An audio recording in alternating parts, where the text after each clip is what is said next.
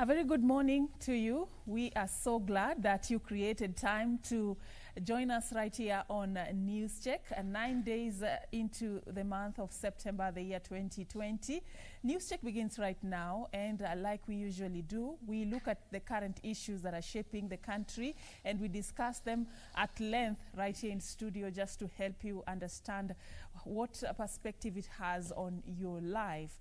And in studio, we will be talking about that, and it includes just looking at the state of the nation. And today we want to focus on a lot that touches on the role of religion in some of the issues that are shaping our country. We are going to be having a conversation around how the church can play a role in fighting corruption, and of course also talking about how, you know, this conversation around the constitutional reforms. What ought to be the voice of religion? What is it that they can bring on the table to ensure that our country moves in the right direction, even as we are in this season of having constitutional reforms? And we will also be talking about other matters that touch on the issues to do with how COVID-19 has impacted the church, the new normal that we are experiencing right now in our places of worship.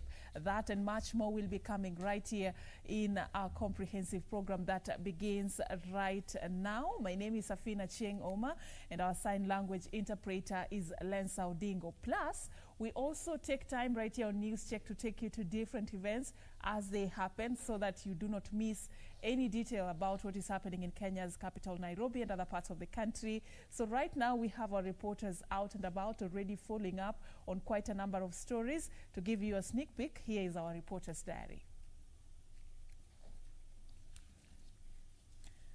All right, the reporter's diary will be coming later, but we have a lot of issues that we are tracking for you. Remember today, this particular morning, Tharaka Nithi Governor Muthomi Njuki is supposed to be appearing in court yet again for his bail ruling. We'll be getting details of that. And of course, there is also the Third Way Alliance Party planning to have a presser this particular morning. Also, we are tracking what the National Youth Caucus have to say with regards to the status of politics in our country. These are just among some of the stories that our news team are working on today for you. So it is KBC Channel 1 till the end of the day. You will stay updated. Now we want to begin our conversation in studio, and allow me to bring in my guest already in studio to help us talk about the church and politics, the church and the going-ons in the country is none other than Bishop Mike Brawan from Metro Church, all the way in Nakuru County.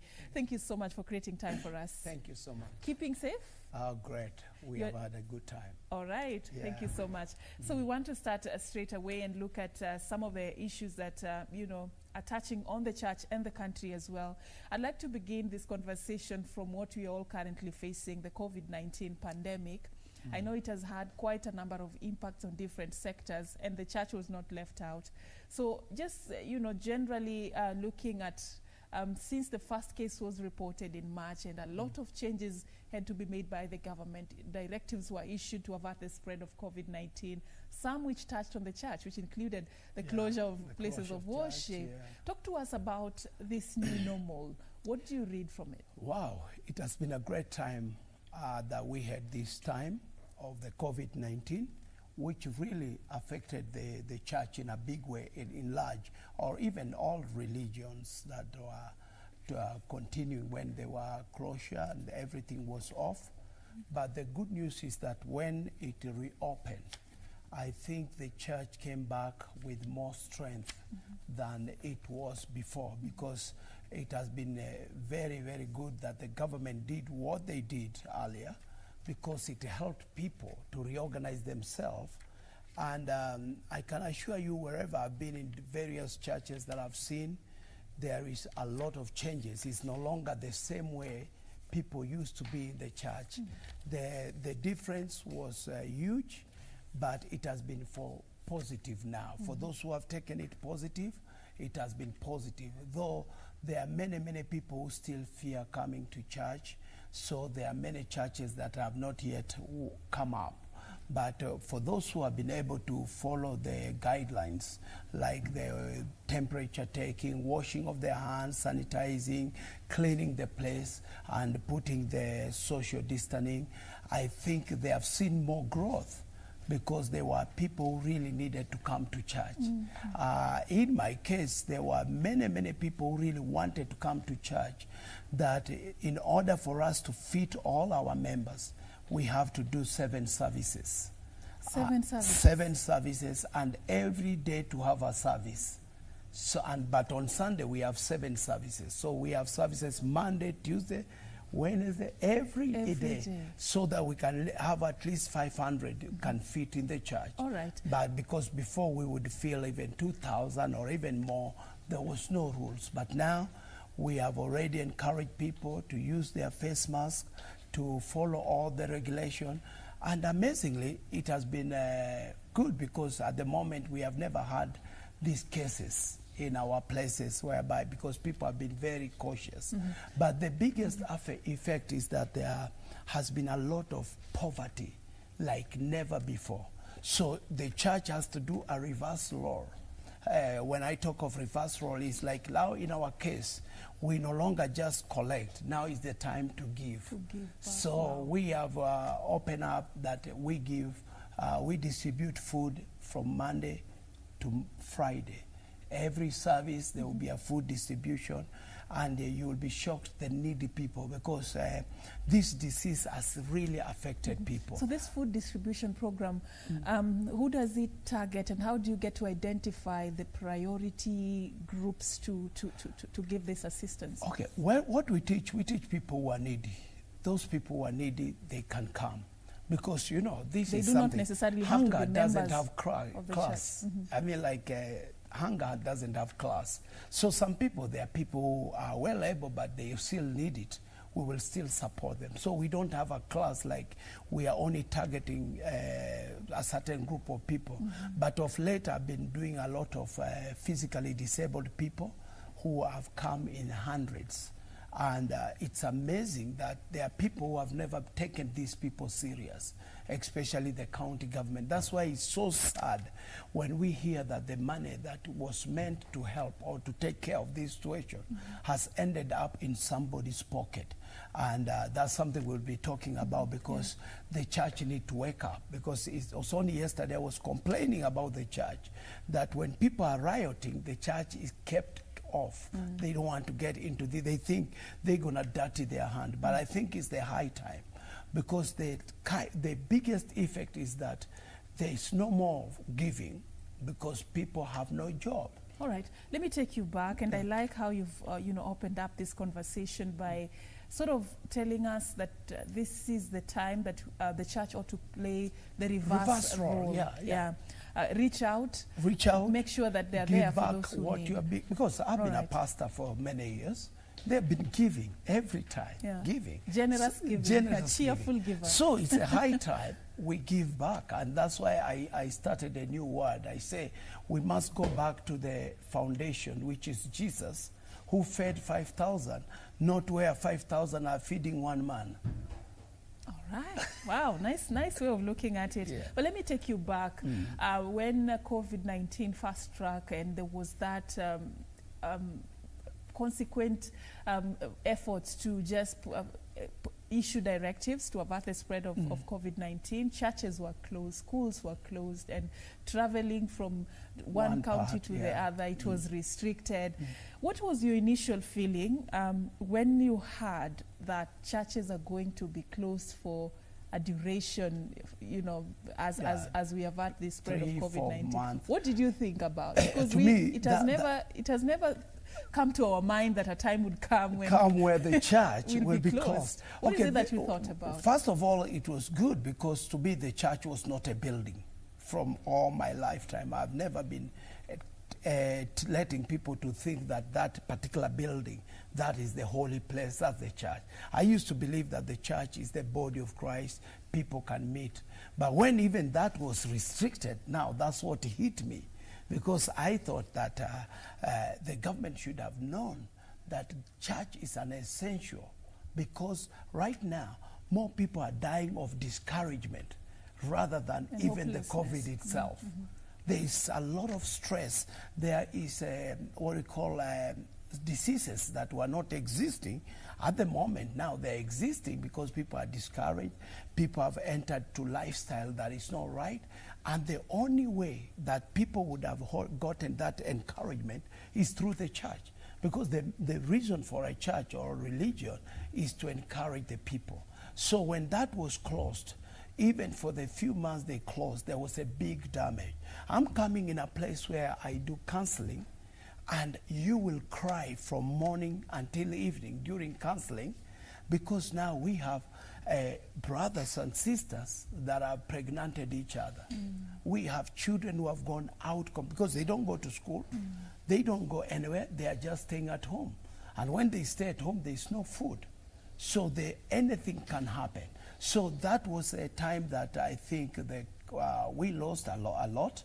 And even right now, we are on a recovering moment whereby we are trying to encourage people to go back to morality, to go back to the way they used to be, because it affected a lot. In a big way. What are some of the ways, I'd like to say survival tactics, but that's not the right term. What are some of the strategies that, for example, your church employed during that season, just to make sure that you're at par, that you're with the flock, that you do not let them go? Because like you say, church is an essential service. And during this season, there ought to be something that was done to ensure that things continue, the new normal. Our church is based on humanitarian program, which even before COVID, we are in schools where we help feeding children. We get support all over the world that helps us to be able to give hope to children in schools. We are in colleges. We are in an institution whereby we have what we call Daughters of Destiny. This is a group of women who have been moving in prostitution, but now they want to change. And we will give them an opportunity that they can give change, and we can help them to start small-scale businesses. So when the COVID came, that gave us a higher hand and more time, because now there was less of preaching, but there was ability to reach them. So we started, my church turned to a distribution center. And as you remember, in a month of May, there was also floods in Nakuru. So we were able even to house some of the people that were flooded. And we gave them hope at the church building. So it was, because it's a big building, was able to reach many, many people. So our strategy was to start reaching people at their home. So what we did, we employ a way whereby we would visit people in their homes. We had some members that would also alert us of the people in need. So we didn't deal with the church members alone. We only dealt with the people in needs that were in needs. And so during that time, we had an opportunity from well-wisher to distribute food to many, many people that is beyond number. And because the schools that we were using to take food during school, they were closed. So we would invite children to come as long as we observe the social distancing, and we had support from the chief, from the government, what we call county government. So it was easy for us to do that distribution. So that made us to keep in touch with the people. We were in touch, and then we employed the online, though it was so hard because not everybody could get to online. But the televisions and other radio helped us a lot to keep on encouraging people. But sometimes you see, as a pastor, it's one-on-one. The physical presence, it is very, very important to the experience. But then there was a lot, as that was happening, and what you're sharing actually could cut across many places of worship. They were experiencing the same, and they had to improvise and be innovative on how they are running their affairs. As that was happening, there was also talks on how we can return to normalcy. The Interior Cabinet Secretary, Dr. Fred Matiang'i, and the Health CS Mutahi Kagwe went ahead to jointly appoint what was known as the Inter-Religious Council. That was chaired by the Catholic Archbishop Anthony Muheria.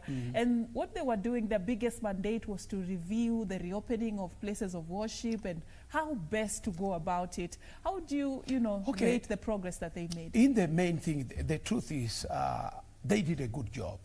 In some areas, there are things they allowed that were good for the church. But the thing they didn't take in place, they were doing that comparing themselves as a church. But you see, the church is various kind of churches. We have small churches. We have people who could not afford to buy the perennials, the equipment that were needed. So even right now, safety, for safety. Yeah. So to me was that if I was in that place, I would have encouraged the government to provide, to help some of these churches in the slums, that they still need to get the same opportunity. They need to get the same time. That because now in a small church, if you had 50 people and you still need to do social distancing, it can only take 10 people. So these churches needed support and they needed to be understood. But there are churches that has as high as 2,000, 3,000 members, and it was a challenge. It was a challenge for me. That's what I'm saying. Like for us, we had thousands of people. Yeah. So it was a challenge when you are told you only have to have 50 at a go or 100. It was like you don't know which person will you call and to give them opportunity. But then when they review, our hope for the church are children, because to me my pain was not even for grown-ups. Even if they said people should not go under 20, 25, that would be okay, above, that would be okay. Because the main church that we need to revive, it is the children. I have probably one of the biggest Sunday school in Kenya of 5,000 children. 5,000 children that comes on Saturday, because we can't host them on Sunday. Also, you have your Sunday schools on Saturday. On Saturday. So we host them on Saturday. So the pain was to see these children, they cannot be allowed to come. And most of them were 6 years and above. So when they review and they say, we can have more children, and also it can be open as long as you keep the social distancing. That helped us a lot, because we were able to innovate ways. Like I had to have an overflow tent outside the church so that those who cannot come in, they can be in the tent. Then I had to have multiple services whereby people can come as much as possible to keep the 1.5 hour time. But that now became helpful for people like us. But what initial challenges did you experience when the places of worship were reopened, and the first Sunday you opened your... The challenge was to stand at the gate and chase people away. Wow. That was the How do you worst just chase moment. people from church? We are called like fishers of men. The joy of a pastor is people. So you actually had to chase people away. So a man come, an older man who has missed the church, and you tell them you are above 58. You can't come in. You're a senior citizen. And they are in need. So there were people who were worshiping outside by force. They refused to go. Until there's a time I remember I had an incident where the chief had to come. And he just knew that it is beyond control. We cannot do anything. So that was the part that was a big challenge, whereby you have to chase the children away. Remember, we are Christian, whereby one of the scripture that we follow, it says, let the little children come unto me. So whereby you could tell people, because they have children, they can't come in. And yet, we had followed all the laws. We kept all the cleanness and every test and everything. And even we had a standby car, just in case anybody is ill, we can take care of that. But I know not many places of worship can be able to afford such caliber of precaution. That's what I'm saying. The church, the religious leader that were in charge of this program, they were only there because they were measuring themselves with others. With themselves. So with themselves was okay, because some of these people come from big organizations or big ministries that with the church or without the church, they can still survive. But I'm telling the truth, I have been feeding some pastors that could not afford to pay a house rent of 5,000 shillings. Yeah, because it came with the financial implications. It came from their support. Well. Yeah, and now when that came, They have It's nothing. affected. I have. But now that you touch on that, you know, that issue actually was interpreted in various ways when religious leaders were calling for the reopening of places of worship. There was Because that of debate of By whether the it's way, a commercial this is why people fear to say the interest truth or on what. that. I Yeah. like that. This is where, if you are this is the truth. If you're a thief, you eat the money from theft. That should be the truth. This is the lie church has lied. If you are a prostitute, you get money called prostitution money. If you are a lawyer, you get money from the law. Where do they expect when you're a pastor to get money from? Should I? It's like hiding our heads in the Yeah, sand. it's the truth. The truth is... Especially those who are full-time. No. I've never, trust me, I've collected money all my life. I've never taken anything to God. Everything, we spend it back here. Yeah. All I do is to do the will of God with the money, to support the poor, to help the poor. But where people tells me, hey, you people eat the money from the church, I tell them it's true. I take money from the church because I don't steal. Bishop, would you agree that there are some who have Okay. In commercialized- everything, there's exaggeration. In every good thing, there are people who take an extra mile. That's why I started by saying, I don't believe where 5,000 have to feed one man. You know, many times we want to have a big congregation so that we can feed ourselves and show the cars we drive. I don't mean it's not right, it's not wrong. It's not wrong for a pastor to drive a good car. But when you do it at the expense of your members, when you do it at the expense of the people who are poor around you, our call is for the poor. The calling of a pastor is for the poor. I was naked, you gave me clothes. I was hungry, you fed me. But sometimes it comes when we watch too much of TV from the international world and we want to be like them. And then there is competition in the church whereby people think prosperity, it is golden. It's the only way to prove you are more closer to God, which means it's not bad.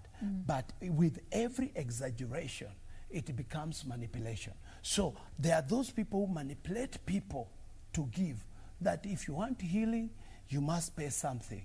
If you want miracle, you have to buy something. That is not in the Bible. It is given free, you give it free. But out of that, you will be fed, and not by the people.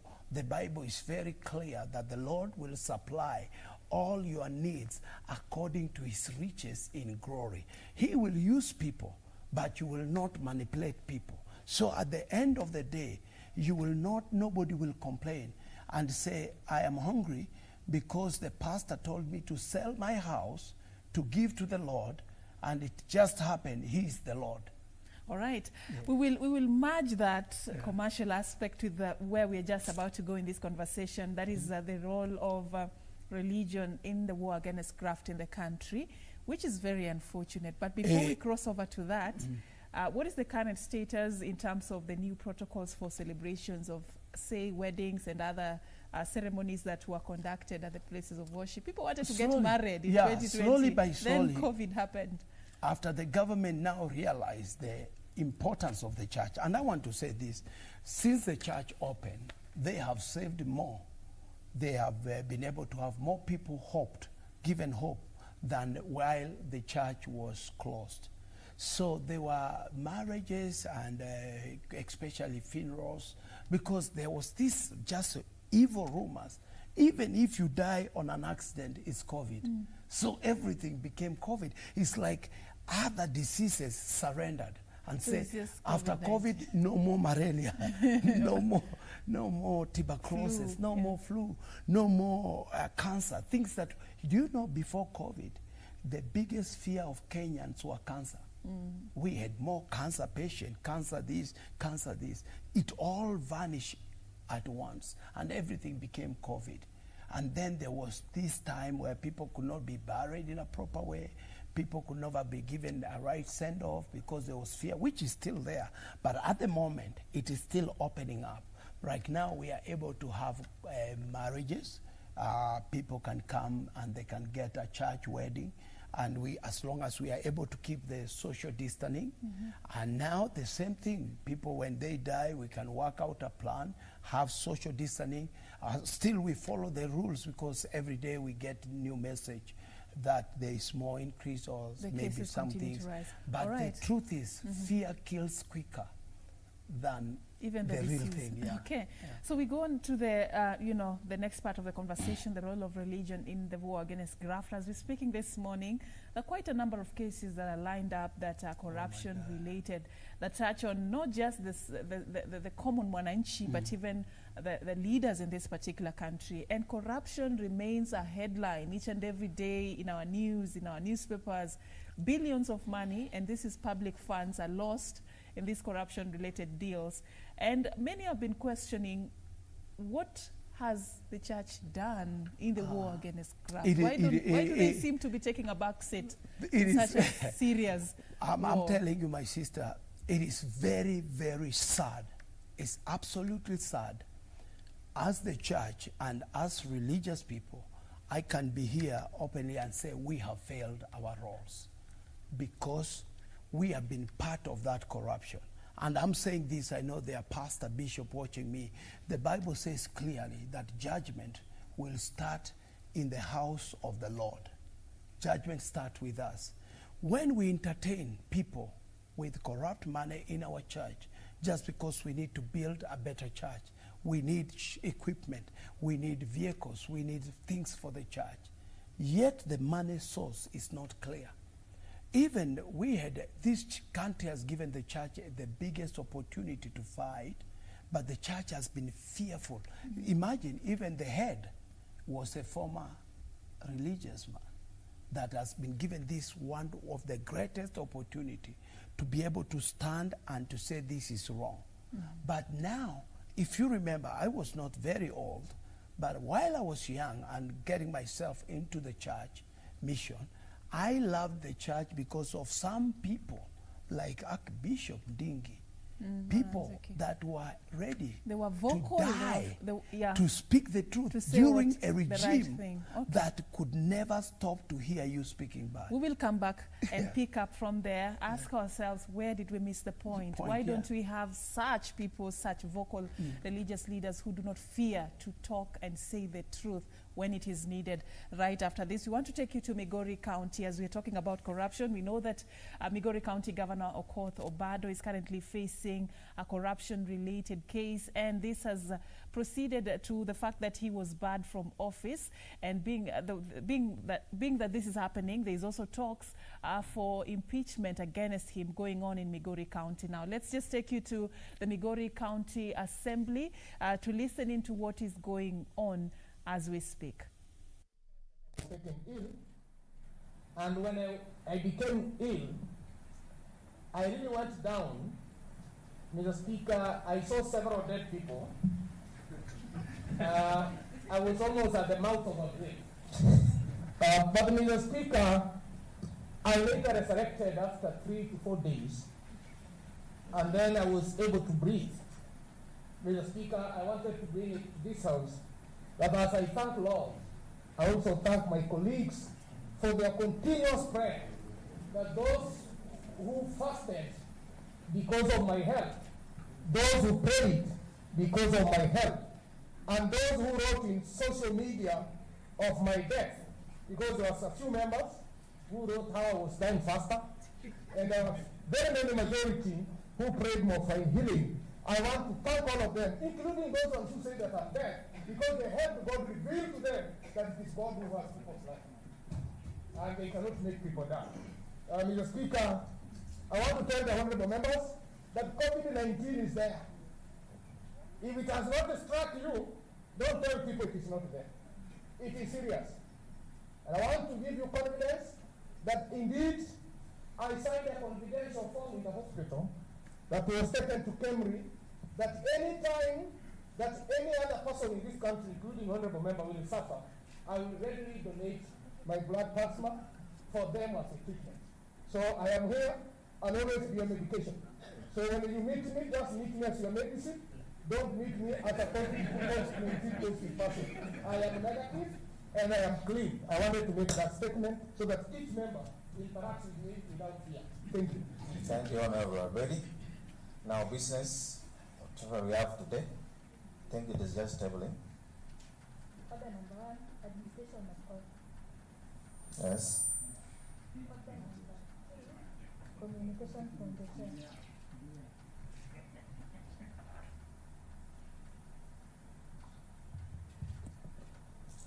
This is not official communication, it's about me and the county assembly members of Migori. It is like it is full house today.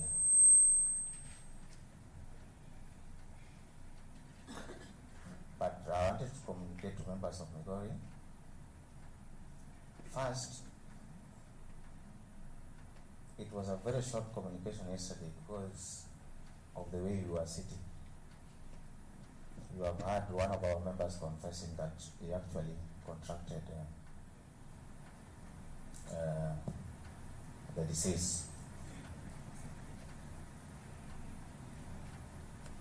And I sent my communication yesterday because of the same. I will send it to your laptops. What I want to say today is that I still want to thank you all for making Migori County Assembly what it is. I have been away for long. I have been sick and I was not pretending. It was a serious disease. For those who came to see, who did not see me, that made my leg grafted. And in grafting, it takes time to heal. I want to thank Omamba for saying that what he uttered was from the lips and not from the heart. So if it was within 40 days of death, it became within a year of healing. Are we not grateful? So I'm here. And I believe, remember, it was actually from the lips. Yes, that's why I'm here. And that's why you are praying I come back. Because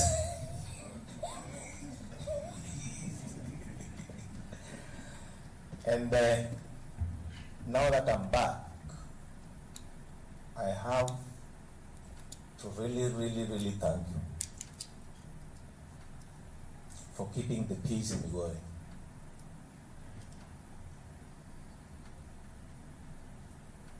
But there are some notable things that I have to talk about.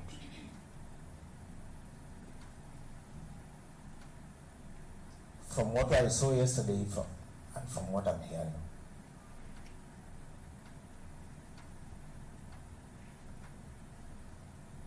And from what is tending to take place.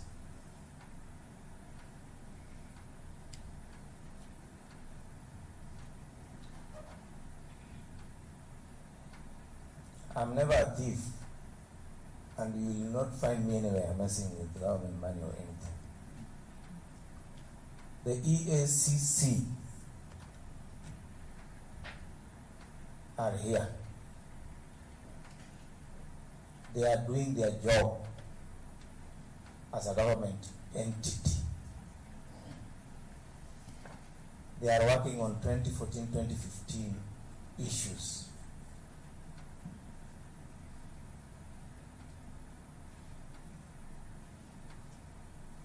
The big room among EACC are not here for me.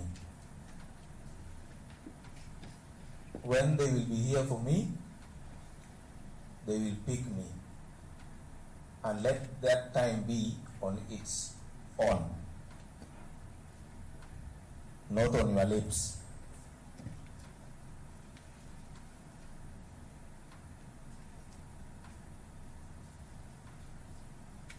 There was a lot of misbehavior yesterday There is a time I came here and you requested me that we should find a way, we should sit in the assembly during the budget. And really we did not think, well, because that was opening day, we should have sat together.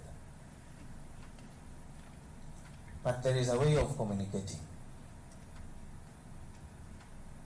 Not insults and shouts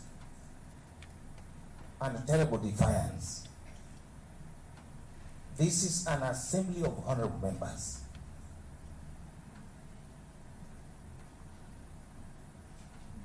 If someone thinks he or she is not an honorable member, why come to the assembly?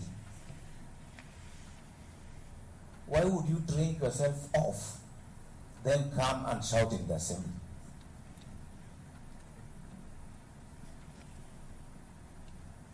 When you see the speaker, oh, our speaker. When you sit just next, look at this man. Look at his leg.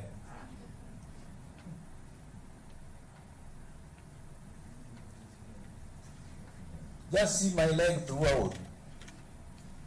Don't cheat me. I don't want those lies.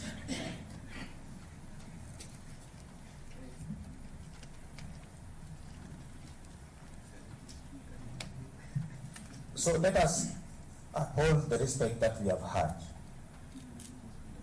to your speaker. If you don't, show it throughout.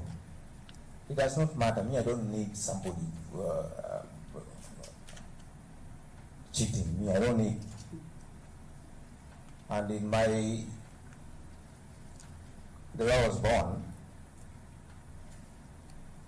I don't need those phrases or anything. Treat me like you, or even at a lower level than you. Not above you. Treat me as you, even as a lower level, but not above you.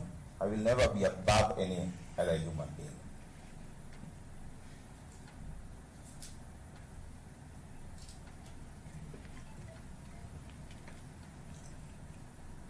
Yesterday I addressed the press. It's about my life. I told you members that I was attacked. It was real. I'm being told I'm not supposed to talk about this thing from my ends. But I'll talk so that when I die, I shall have spoken. It was a real attack in Kisumu. A real danger to my life. Yesterday I spoke to the press. When I went home, I did not go to my home. That is the Migori County Assembly Speaker Boaz Okoth, currently speaking at the Migori County Assembly that has resumed its sittings. It was supposed to happen yesterday afternoon but was adjourned prematurely over what the Speaker cited as lack of proper sitting arrangement that is in line with the COVID-19 health protocols. But this particular morning, they are having a sitting, and on top of the agenda is the motion to impeach the Migori Governor Okoth Obado. We'll be getting back to the Migori County Assembly just to get more about what is happening, but Obado is currently facing charges of a corruption-related case that touches on a 73 million shillings scandal in Migori County. And it's not just the only case. There are quite a number of cases that we have seen in the past, and some that are still in court that touch on the leaders who have been implicated in corruption-related cases. And that is what we are talking about in studio this morning with Bishop Mike Brawan from Metro Church in Nakuru. And he's just here to help us understand the role of religion in shaping this particular country. And we were talking about corruption before we went to Migori County, Bishop. And you were telling me about how you feel and strongly feel that the church has failed the nation in this war against graft. Yeah, for sure. At this moment in time, the church has completely failed the nation because it has not been vocal. And it is like we are getting proceed from the corruption thing. Just the way I say, when people come and give, and the problem, we are in the only country in the world where we politicize even any evil, where we bring something that is evil, we try to justify it by the name politics. So that even when someone has been found guilty and he has all the reason why he should not be in that office, they will, at the end of the day, politicize. And so to me, the church has failed us because I have seen many times when there is people going on the street to riot or to say something is wrong, there are few people, you will never find church being part of that. Mm-hmm. We are like sitting aside, but we are looking forward for a positive results. We vote in corrupt people expecting that they will change if they get into their places. What? Because by the time we vote in, you will see no church votes people who have not come to their church and give a contribution. Mm-hmm. So corruption doesn't start when a governor or when an MCA or when a member of parliament is caught by doing this. No, these people, they bribed the church, they bribed us to get the votes. But so, I understand where you're going, yeah. And like you say, you know, the church hasn't sort of realized its importance in getting into these to start controversial issues that are affecting the country. And not only just getting into it, to stand in the gap. From day one, I've said this, no politician will come to our church because of their donation. We invite them to come, to be part of our congregation, to hear the word of God, but not because they will give us, whereby I've been in a place whereby when a politician comes in, an impromptu fundraising is called up. These politicians, they know they need more votes, they need vote next time. The question is, and politicians love crowds. And they will give money, according to this, which is more than even what they earn. We know the salaries for the governors, we know the salary for the MCA. But when we push them to a place to give more than where they can get it from, they will obviously steal. They will steal from CDF, they will steal from other way money come from the government. So the problem is not even the politicians sometimes. The problem is the church. And then even when it happens, the church doesn't speak. I just gave you an example where we had people like Muge. And those people, they were very vocal. They were ready to die, and even they die for the sake of the nation. What happened to those days of Bishop Alexander Muge and Dingi Mwananzeki? Because even right now we are having a very, you know, renowned religious leader who is the chair of the Ethics and Anti-Corruption Commission. Can't religious leaders ride on that and get him there and support him in this war? Kenyans and people like us now to start pushing those people who are the bishops and archbishops who are there, to know they are not just there for the church, they are there for the nation, because God came for the world, not just for a so-called church. It is for entire nation. To start waking up, and when something goes wrong, we must stand as a church and condemn it. You have had, let me just say this, you have had a politician goes to church, abuses the head of the state, the church people claps. Look at that kind of scenario. He speaks abuse, he says something wrong, he brings in people you should not bring in. Why should you bring in my mother in politics? And not only just a normal mother, this is the first lady of the country. She deserves just respect by no reason. But because of corruption, even in the church, we know after that there will be a fundraising. So we are ready to hear any rubbish they will say, as long as they give us money.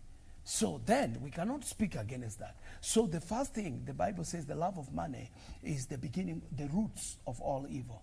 So the first thing, church should stop eyeing money as the end aim of everything.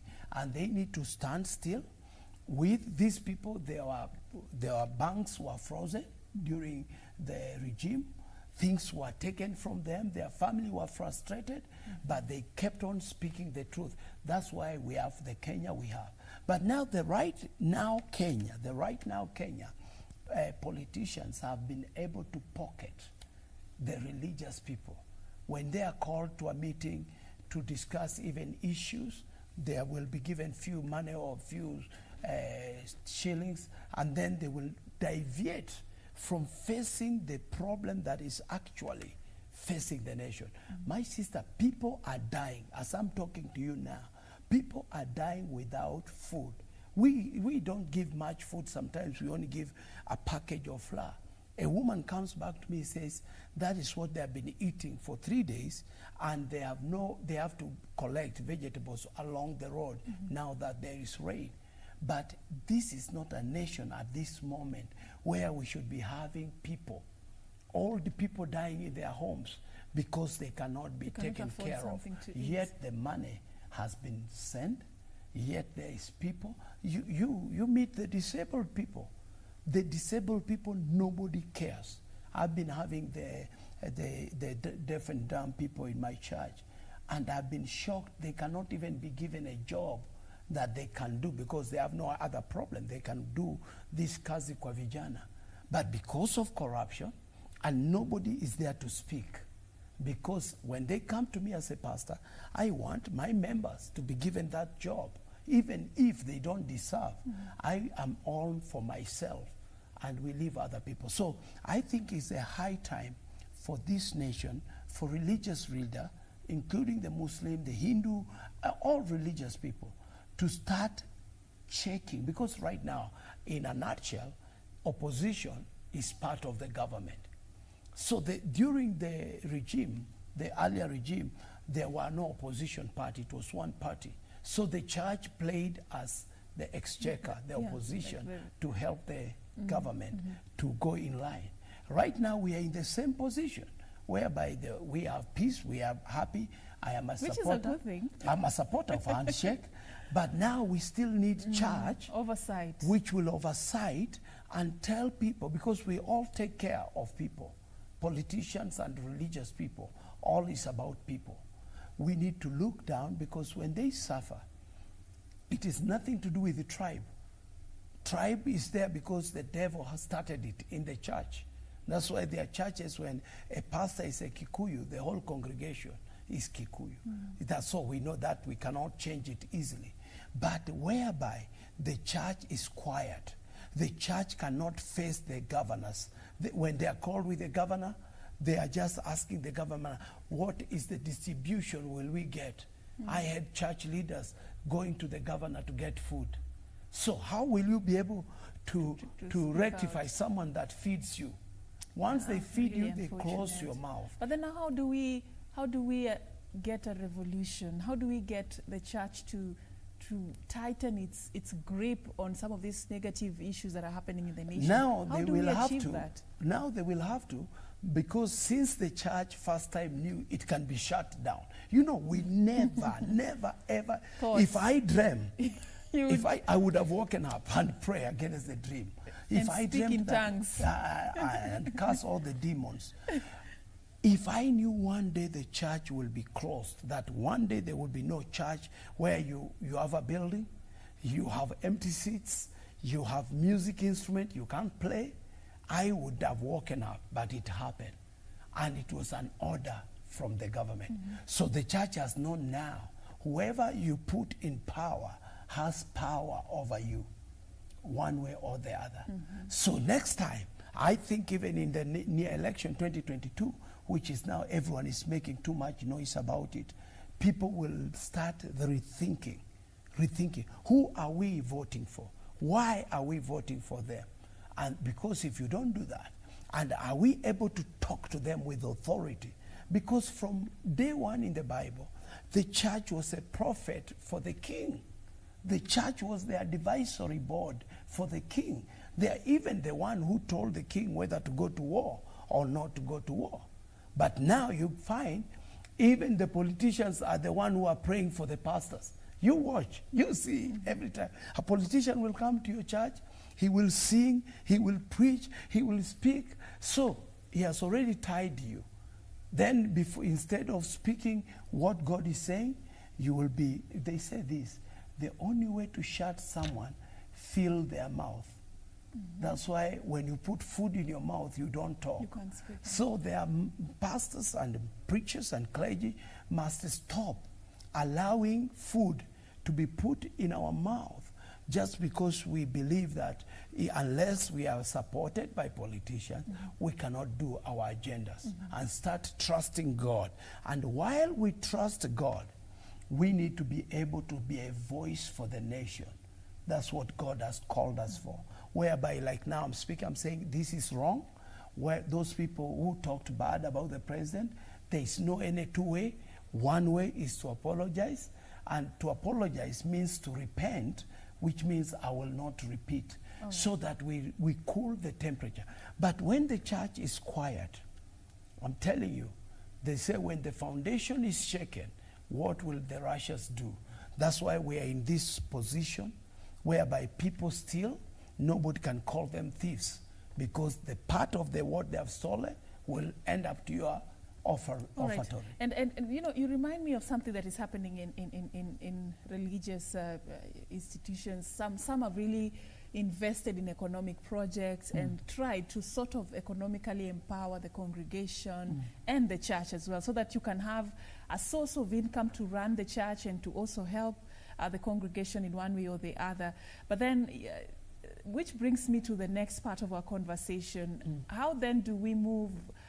I'm not saying that this is bad, but how do we go beyond just preaching the gospel and talking about you know, the Bible and the Quran and all that, and go beyond that and start advocating for civil education, talk of financial empowerment, just sort of use that center of worship as something that goes beyond, you know, what we know it for.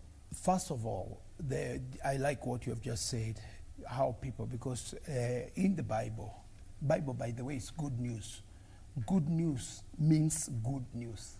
When the time is not good, it's bad. So it means good news means health. That's why the first missionary invested in health. Good news meant education. That's why the first missionaries, they invested in education. The best school in the country were created by the missionary, the best hospital, even in Kenya right now. Then it meant financial empowerment. It's only whereby we started thinking of more miracle, where people come with their problem and we think only through prayers we can solve them. But the Bible says faith without action is dead, which means now it's a challenge even to us. That's why some of us, we had to go back to school. Myself, I'm a pastor, I'm a trained pastor, I have a degree in pastoral and everything, but yet I had to go back and come up as a doctor, whereby I'm a qualified chiropractor. Chiropractor is the, what we call spinal manipulator, so that I can do something that can also bring me earning. So there was this thing that was announced many years ago that, oh, don't do business. It's not business. Church is not business. But we need to train people in business. Churches need to invest. What I've been doing, I've been investing in women mainly and youth, whereby we train them, we help them to start small-scale businesses. And some of them, as a church, we even take steps whereby we go to the bank and borrow money on behalf of our people. We are coming back to pick up from there, just taking religion to the next step and ensuring that we empower the society as we just about to conclude this conversation. But now let's take you to the Milimani law courts. Remember, this morning there was that bail hearing on the case that touches on the Tharaka Nithi Governor Muthomi Njuki. Let's listen into what is going on. The accused persons on bond and bail terms as follows. Accused 1, accused 2, accused 3, accused 4, and accused 5 to a cash bail of Kenya shillings 6 million on or an alternative bond of Kenya shillings 10 million with one surety of similar amount each. Accused 6, accused 7, accused 8, accused 9, accused 10, and accused 17 to a cash bail of Kenya shillings 1 million or a bond of Kenya shillings 3 million with one surety of similar amount, accused 11, accused 12, and accused 16 to a cash bail of Kenya shillings 3 million or a bond of Kenya shillings 7 million with one surety of similar amount each. Accused 14, accused 13, and accused 15, a cash bail of Kenya shillings 2 million or a bond of Kenya shillings 5 million with one surety of similar amounts each. Further, accused 1 to accused 10 to be barred from their offices, only to visit the offices in the company of an officer from the EACC. All accused to surrender their passports to court. All accused to submit copies of their ID cards to the IO in order to submit them for verification by the Director of Immigration, and the Director of Immigration to prevent accused from traveling outside the jurisdiction of the court without express permission of the court. All accused are gagged from communicating to any of the witnesses in whatever form and or approaching them. Such actions will attract cancellation of bond terms. Accused 12 to take plea at the next session of the court. The parties to establish a common email in order to exchange documents. The DPP to supply documentary evidence to the accused within 21 days. The parties to execute an inventory to be filed in court by the next mention.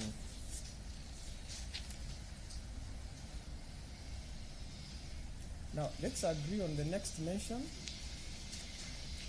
We'll also have to agree on the date for conferencing of the parties before you come back, so that you iron out the issues that will evolve from the disclosure.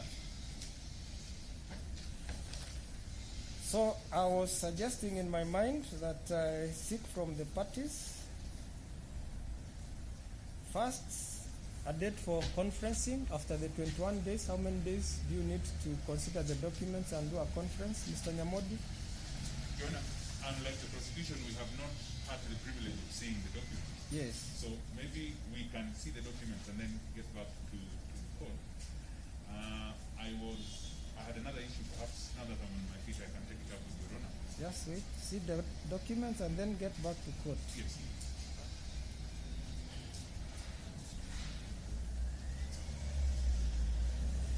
Yes, proceed. Your Honor, my colleagues suggest for the purposes of documents and arising really from the principle of equality of arms, 21 days once we receive the documents, we can peruse them quickly and come back. Hearing of the case that is involving the Tharaka Nithi Governor Muthomi Njuki, who is being accused of quite a number of charges, which include fraud, and this touches on the award of a tender that was worth 34.9 million shillings, which was meant to facilitate a solid waste project. This tender was given to one company known as Westomax Investment Limited, and according to reports is that there were other firms that were qualified for this particular tender but did not get it. But Westomax Investment Limited, which is a company that presented fraudulent documents to the county government, got this particular tender. So a lot is coming forth, and he was actually, he presented himself at the Ethics and Anti-Corruption Commission headquarters in Nairobi on Monday for grilling over this particular case. And yesterday he appeared in court alongside 20 other county officials. And today we have that bail hearing going on at the Milimani Law Courts. Now, allow me to continue with the conversation I've been having in studio. It's very unfortunate, the issue of corruption, and we have talked a lot with Bishop Mike Brawan on how just the religious leaders and religion in general can play a role in averting some of these negatives in the society. And before we went to that link, we were talking about how to move beyond the safety zone of religion and go beyond and sort of open up the minds of the society on some of these issues. I'm talking about financial empowerment. I'm talking about civic education, because if we are to look at who to elect, who is the right person for which position, then we need to invest in civic education. Has the church explored these opportunities? You know, from the beginning, when the country became independent, the first thing that was, church wanted to separate themselves from the government. And so it came a time where people said politics is a dirty game, only to discover politics rules everything. Politics declares everything. Because when I say politics is just a dirty game, and I don't train my people, teach my people, at the end of the day, we will go back to the same circle, whereby we elect corrupt people, and then we think after they are already in the office, we can be going to those offices to pray for them to change.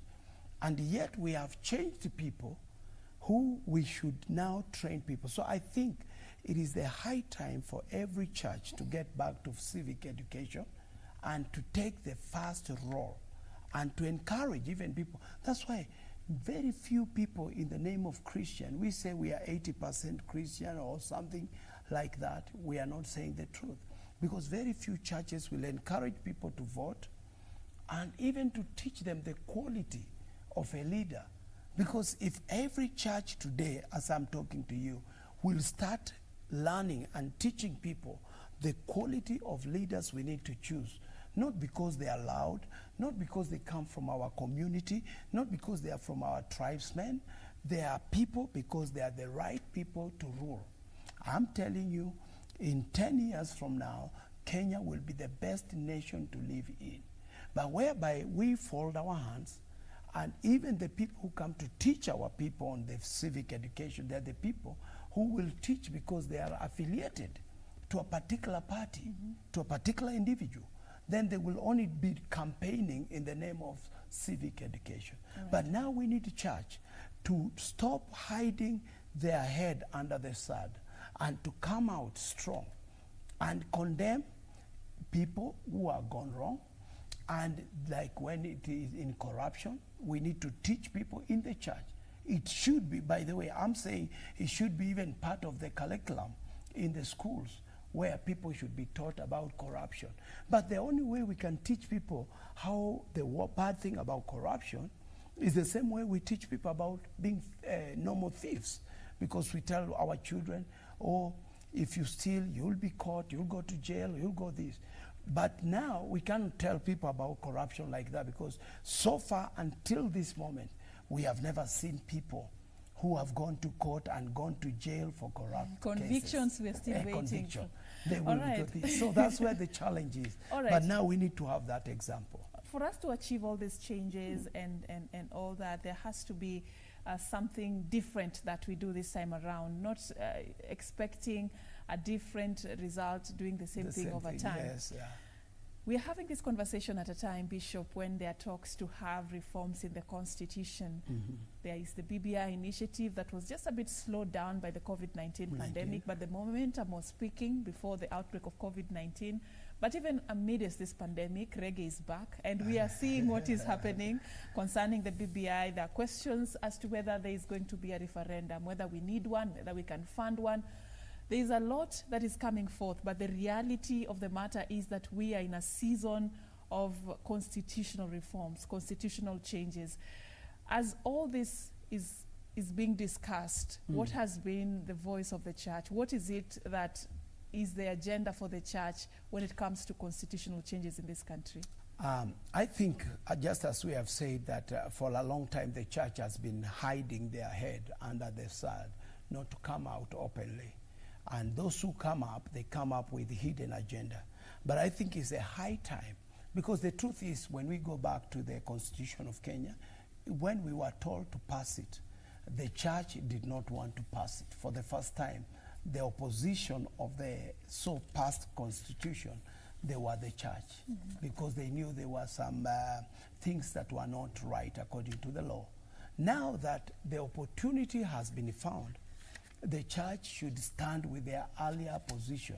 We need that change and those things to be rectified. So it is hypocrisy for those people who would say now, we have this constitution, it doesn't need any change. According even to the expert, they said 20% was not right, needed help. And we have seen the way the country has been running, the wrangles in the leadership, in many things that have been in the hem of the nation. So it is a high time we rethink of those 20%. I'm telling you, 20% of poison If you were to kills. change the constitution today, what is it that you'd want changed? That's, say, two or three things. One of the main things, personally, is the leadership style of the nation, whereby the winner takes his all, and then the loser become a backing dog the rest of his life, where it brings instability to the nation, because we finish election to start another campaigning. So we need to have at least, after election, we have at least 4 years of peace, and we can see results of this. And the only way to achieve that is whereby these powers can be divided, whereby we can bring prime minister, things like that, whereby we can just bring some changes in the authority level, so that we don't believe in one thing, that if president comes from my community, then our community is the luckiest community. We will know if the president comes from any community, is a president of Kenya. That's why even our neighboring countries, they have prime minister, they have all these other levels. And then we have too much people we are paying. Like we have many governors, we have many senators, we have many members of parliament, and MCAs that are now earning like former members of parliament. So this means whenever poverty is described like this, when you eat more than you earn, you are poor. That's the best description of poverty. When you earn 20 shillings and you eat 50, every day you will be in debt. This nation is in debt that even a newborn baby is indebted because of the wrong leadership, which can only, if you today want to blame the president, he will only say one thing: I am following the constitution. Okay. So we need the constitution to change. So that he can follow the right constitution, rather than the wrong one. All right. I'll be taking this conversation a notch higher in the second part of this particular program. I will be hosting Honorable Russell Dido Ali, the Member of Parliament for Saku constituency in Marsabit County, talking about the state of the nation and some of the issues that are shaping conversations in our country, BBI being one of them, the revenue allocation formula stalemate still with us, and a lot much more coming after this particular break. I've been talking to Bishop Mike Brawan from Metro Church in Nakuru County. Thank you so much for your time. Thank you so much. We are taking a very short break. We will be right back.